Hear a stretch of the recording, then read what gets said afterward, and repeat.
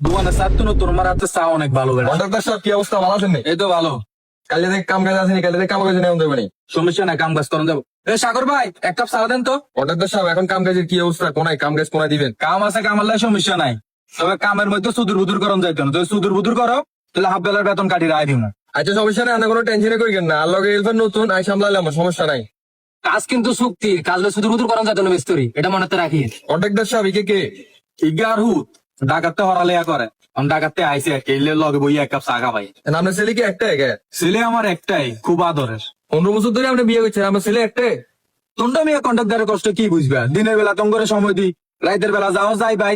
ওই কল দি কল যে লাইনের সমস্যা, সাইডের সমস্যা, আবার তোমার কাছে চলে লাগে। তোমরা কি চোখ দেখো না? দেখতো তোমার চোখের সামনে সময় নাই। ওল আর কেমনে নিমু? আবার আনে কি এখন? আনে কন্ট্যাক্ট দেন না, হেল্পার সার্ভিস লাগাই দিলে তো আর